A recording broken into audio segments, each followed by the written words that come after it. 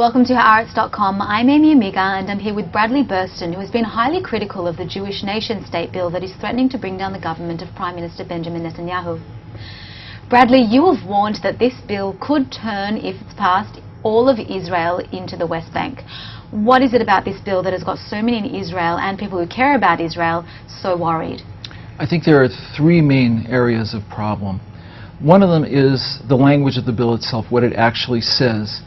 It downgrades Arabic and it drops it as an official language of Israel, and it omits the use of the word equality, which is a hugely important omission.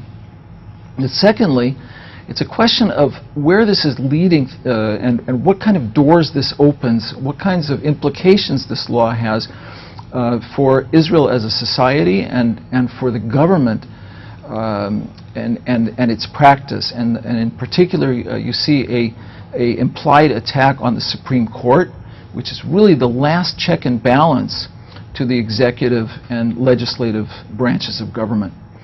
And the third problem is what this has already done domestically and internationally. There's a tremendous amount of distress being felt among the Israeli Arab population as a result of this.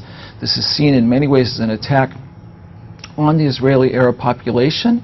It also opens the door, the possibility for jailing and deportations of asylum seekers. But internationally, it undermines Israel's claim to be the only democracy in the Middle East. It undermines the claim to be a democratic society, which concerns itself with the rights of minorities. Well, some people argue that there is only one Jewish state in the world, and as such, Israel shouldn't be apologetic about wanting to put its Jewish identity first. What would you say to them? Well, some very prominent figures on the Israeli right, including the president, Reuven Rivlin, and the elder statesman of the Likud, Moshe Arens, have called this law unnecessary and harmful. And what they say is this is a Jewish society. It has been so from its inception. It will continue to be. And this law is unnecessary. It does only harm.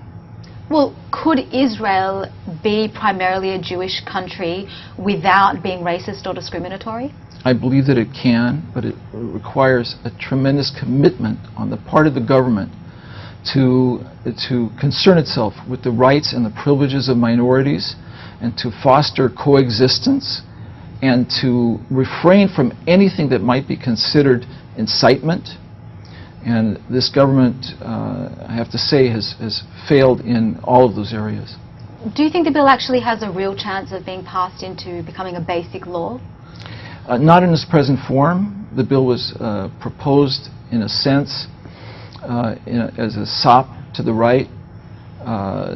There was no reason to propose the bill with some of its provisions, including some of the most extreme, including dropping Arabic as an official language.